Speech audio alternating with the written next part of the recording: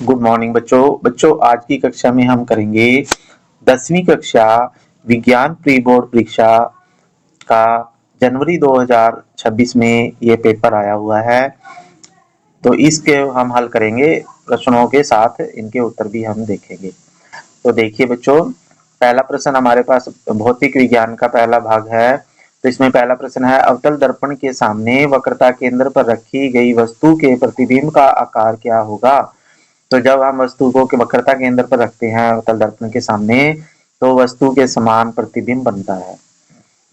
फिर है, प्रतिरोधों को जब हम पार्श्व क्रम या समांतर क्रम में जोड़ते हैं तो कुल प्रतिरोध घट जाता है, कम हो जाता है। तो इसमें ए ऑप्शन आ जाएगा बच्चों। फिर आपके पास है, प्रकाश के किस रंग का विचलन सबसे कम होता है। तो सबसे कम प्रकाश जो होता है लाल रंग विचलित होता है, अपने रास्ते से कम मुड़ता है वो।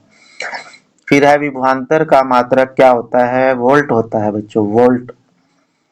फिर अभिकथन है, जैसे तारे टिमटिमाते हैं जबकि ग्रह नहीं टिमटिमाते, तो ये बात सही है। दूसरा है, तारों का अपना प्रकाश नहीं होता जबकि ग्रहों का अपना प्रकाश होता है, तो ये गलत है बच्चों। तो इसमें गै उत्तर आ जाएगा। ए सत्य है लेकिन आर असत्य है। फिर है, टिंडल प्रभाव क्या है, उदाहरण सहित समझाइए। टिंडल प्रभाव होता है जब प्रकाश की किरणें किसी कोलाइड विलयन या जैसे धुआं या धूल के कण में से गुजरती है तो प्रकाश का मार्ग दिखाई देता है उसमें, तो इसे टिंडल प्रभाव कहते हैं।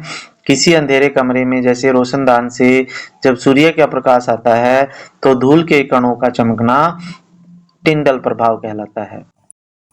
प्रश्न 7 है बच्चों, किसी विद्युत बल्ब के तंतु में 0.2 एम्पियर विद्युत धारा 2 मिनट तक प्रवाहित होती है, तो प्रवाहित विद्युत आवेश का परिमाण ज्ञात कीजिए। तो इसमें विद्युत धारा दी गई है बच्चों आई 0.2 एम्पियर, समय दिया गया है 2 मिनट। तो इसको हम सेकंड में बदल लेंगे तो 120 सेकंड आ जाएंगे।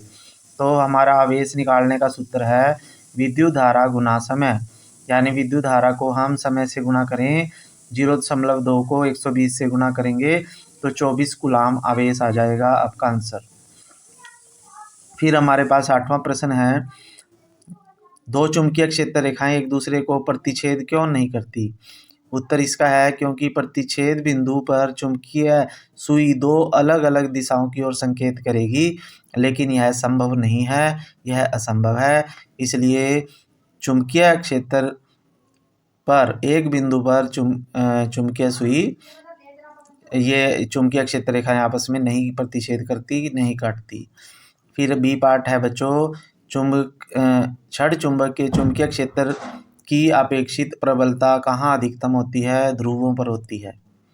फिर है, परिनालिका से आप क्या समझते हैं, इसका चुंबकीय क्षेत्र आरेखित खींचिए।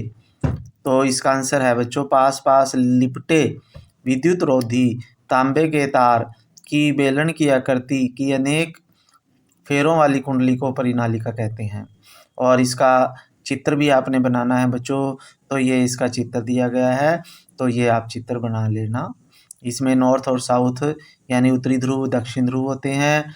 और ये प्रश्न है, प्रश्न 10 आ जाता है बच्चों, कोई वस्तु अवतल दर्पण के वक्रता केंद्र सी और मुख्य फोकस एफ के बीच में रखी है, तो रेखा चित्र दर्शाएं।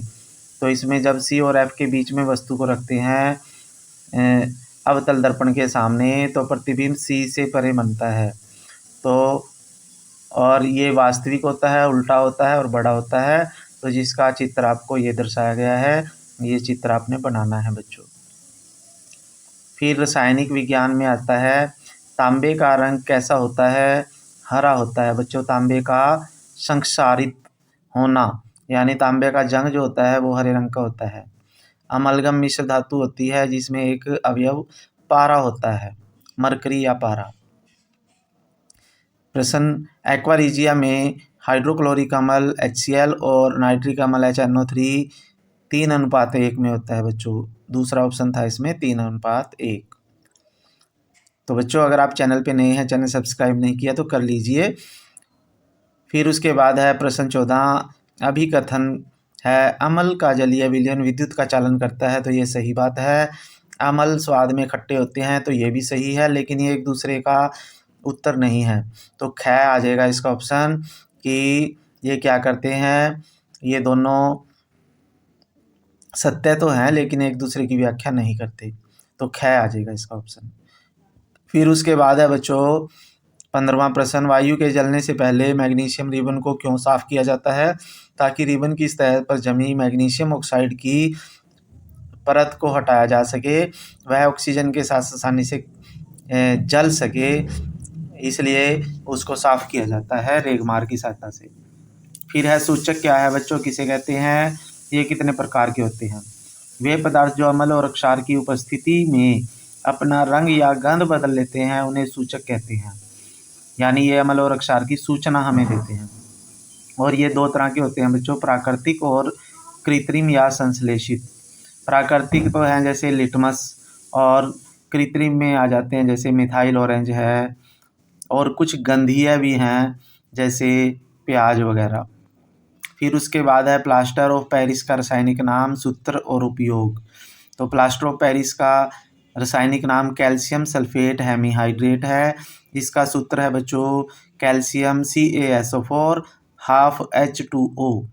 और ये उपयोग है टूटी हुई हड्डियों को जोड़ने के लिए, प्लास्टर के रूप में इसका उपयोग करते हैं, खिलौने बनाने में और सजावटी सामान बनाने में, बिल्डिंग्स में भी इसको किया जाता है।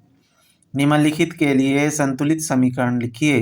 तो इन जो भी समीकरणें आई हुई थी उनके संतुलित रूप में मैंने ये दी गई है H2 + Cl2 और 2HCl, यानी 2 एक्स्ट्रा लगेगा ये, फिर N2 + 3H2, तो 2NH3 आ जाएगा, और 2Na + 2H2O, तो 2NaOH + H2 आ जाएगा। ये अभिक्रियाएं संतुलित हैं। कार्बन के 2 गुण या धर्म लिखें जिसके कारण वो विशाल श्रृंखला के यौगिक बनाते हैं। तो इसमें एक तो बच्चों है श्रृंखलन, यानी श्रृंखला के कारण कार्बन लगभग सभी तत्वों के साथ लंबी लंबी श्रृंखलाएं बना लेता है, जिसके कारण कार्बन के इतने अधिक योग पाए जाते हैं। और एक चतुर संयोजकता, यानी टेट्रावैलेंसी होती है इसकी। कार्बन की संयोजकता 4 होने के कारण यह सिंगल बॉन्ड, डबल और ट्रिपल बॉन्ड, यानी एकल बंध, द्वितीय बंध और तृतीय बंध आसानी से बना लेता है, जिसके कारण कार्बन बहुत अधिक संख्या में पाया जाता है। फिर है मिसेल का निर्माण कैसे होता है? साबुन द्वारा सफाई प्रक्रिया बताएं। और इस प्रश्न में आया था जैसे अपमार्जक साबुन की अपेक्षा अच्छे क्यों हैं? तो साबुन जो होते हैं बच्चों कठोर जल के साथ झाग अच्छे से नहीं बनाते, लेकिन अब मार्जक बना लेते हैं, सफाई अच्छे से कर देते हैं वो कपड़ों की, इसलिए अब मार्जक साबुन की अपेक्षा अच्छे हैं। और मिसेल का निर्माण कैसे होता है? जब साबुन के अणु जो होते हैं, एक जल रागी होता है बच्चों, एक जल विरागी होता है। तो जल विरागी सिरा तेल गंदगी से चिपक जाता है और एक गोलकार एक संरचना बनाता है जिसे मिसेल कहते हैं। तो साबुन की सफाई प्रक्रिया में साबुन के अणु सिरा पानी को पसंद करता है, दूसरा गंदगी को, ठीक है, और ये एक संरचना बना लेते हैं जिसे मिसेल कहते हैं, जिसमें गंदगी के अंदर में फंस जाती है, और फिर ये मिसेल पानी के साथ बहकर गंदगी को कपड़े से अलग कर देते हैं, जिससे कपड़े साफ हो जाते हैं। और यह प्रक्रिया जल रागी सिरा और जल विरागी पूंछ के कारण होता है, जो गंदगी को पानी में घुलनशील बनाकर निकाल देता है। तो इसमें ये इस तरह की संरचना बन जाती है बच्चों, जैसे आपको चित्र में दिखाया गया है। फिर हमारे पास जीव विज्ञान की बात आती है। पुरुषों में लिंग गुणसूत्र होते हैं बच्चों, बी ऑप्शन है XY। फिर है निम्न किस समूह में जैव निम्नीकृत पदार्थ हैं? तो जो गल सड़ जाएं वो सभी हैं, जैसे फलों के छिलके, केक, नींबू का रस। फिर है ओजोन परत पृथ्वी को किन किरणों से बचाती है? पराबैंगनी किरणों से बचाती है वो। फिर है मनुष्य में शर्करा के स्तर को नियंत्रित करने वाले हार्मोन का नाम है बच्चों इंसुलिन हार्मोन। तो ये इंसुलिन के इंजेक्शन भी लोग लेते हैं जिनको शुगर की बीमारी होती है। फिर है 25वां प्रश्न, थायरोक्सिन हार्मोन बनने के लिए आयोडीन की आवश्यकता होती है। तो ये सही है बच्चों। और दूसरा है हार्मोन प्रोटीन वसा कार्बोहाइड्रेट्स के अपचयन को नियंत्रित करता है। तो ये भी सही है, लेकिन ये एक दूसरे के उत्तर नहीं है, तो इसलिए ख ऑप्शन आ जाएगा। फिर है अग्र मस्तिष्क के क्या काम है बच्चों? तो अग्र मस्तिष्क के क्या क्या काम हैं? तो ये है सोचना, स्मृति और सुनने, सूंघने व देखने के लिए विशिष्ट क्षेत्र है। अग्र मस्तिष्क के कार्य हैं ये सोचना, याद रखना, सूंघना, सुनना, तो ये सभी कार्य हैं। प्राक्कण क्रिया विनिषेचन से किस प्रकार अलग है, भिन्न है? प्राक्कण का प्रागकोश से वर्तिकाग्र तक स्थानांतरण होता है बच्चों प्रागणों में, और निषेचन में नर और मादा युग्मक का मिलन जिससे युग्मनज का निर्माण होता है। फिर यौवन आरंभ के समय लड़कों में कौन कौन से परिवर्तन दिखाई देते हैं? तो ये दाढ़ी मूंछ आना, आवाज़ का भारी होना और शरीर पर बालों का उगना। फिर है मनुष्य में बच्चे का लिंग निर्धारण किस प्रकार होता है? तो मानव में बच्चों का लिंग निर्धारण माता पिता से मिलने वाले लिंग गुणसूत्रों पर निर्भर होता है।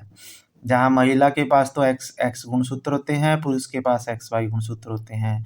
तो महिला हमेशा X गुणसूत्र देती है, जबकि पुरुष X और Y दोनों गुणसूत्र देते हैं, जिससे Y गुणसूत्र मिलने पर लड़का XY और X गुणसूत्र मिलने पर XX यानी लड़की पैदा होती है। तो इस प्रकार से इस चित्र में भी दर्शाया गया है। तो जब XY गुणसूत्र आपस में मिलते हैं तो लड़का पैदा होता है, जब XX मिलते हैं तो लड़की पैदा होती है। फिर अमीबा में पोषण का चित्र सहित वर्णन करें। तो अमीबा में कूटपाद की मदद से भोजन को घेरकर खाद्य धानी में लिया जाता है।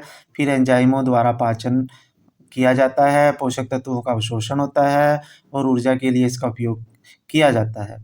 तो अपचित भोजन का बहिक्षेपण भी शरीर से कहीं से भी हो जाता है। जैसे ये है अमीबा, तो जब भी इसके पास कोई भोजन आता है तो उसको ये अपने पादाब के द्वारा चारों तरफ से घेर लेता है और खाद्यधानी में चला जाता है भोजन और उसका पाचन कर लेता है, और जो अपचा भोजन होता है उसको शरीर से वो बाहर निकाल देता है। फिर है मानव हृदय में दोहरा परिसंचरण समझाइए। तो मानव हृदय में दोहरा परिसंचरण का मतलब है कि एक पूर्ण चक्र में रक्त हृदय से 2 बार गुजरता है, जिससे एक ऑक्सीजन रहित रक्त को फेफड़ों में जाने और दूसरा ऑक्सीजन युक्त रक्त को शरीर के अंगों तक पहुंचाने के लिए होता है, जिससे ऑक्सीजन और डीऑक्सीजनेटेड रक्त यानी ऑक्सीजन वाला और कार्बन डाइऑक्साइड गैस वाला रक्त कुशल पृथक्करण होता है और उच्च ऊर्जा प्रदान करता है। तो इसमें भी चित्र में दर्शाया गया है कि जो खून होता है, ब्लड होता है, रक्त होता है, वो फेफड़ों में से हृदय पे आता है और हृदय से सारे शरीर में जाता है और पूरे शरीर से रक्त फिर से हृदय के पास आता है, फिर उसके बाद फेफड़ों में जाता है। तो इस प्रकार एक चक्कर में हृदय के पास रक्त 2 बार पहुंचता है बच्चों। तो दोहरे परिसंचरण के 2 पथ होते हैं। तो एक तो है पल्मोनरी सर्कुलेशन, फेफड़ों की ओर होता है एक तो, यानी शरीर के विभिन्न हिस्सों से ऑक्सीजन रहित यानी अशुद्ध खून रक्त महाशिराओं द्वारा हृदय के दाहिने अलिंद में आता है। फिर यह दाहिने निलय से में जाता है। दाहिना निलय इसे फुफ्फुसिया धमनी के जरिए फेफड़ों में पंप करता है, जहां पर CO2 छोड़ता है और ऑक्सीजन इसमें मिल जाती है। फिर ऑक्सीजन युक्त रक्त जो है फेफड़ों की फुफ्फुसिया शिरा द्वारा वापस हृदय के बाएं अलिंद में आता है। तो इस प्रकार से बायां अलिंद ऑक्सीजन युक्त रक्त को बाएं नीलय में भेजता है। बायां नीलय महाधमनी के जरिए इस शुद्ध रक्त को शरीर के सभी अंगों तक पहुंचाता है और अंगों में ऑक्सीजन का उपयोग होने के बाद ऑक्सीजन रहित रक्त शिराओं द्वारा वापिस हृदय के दाहिने अलिंद में लौट आता है। यह चक्कर दोहराया जाता है।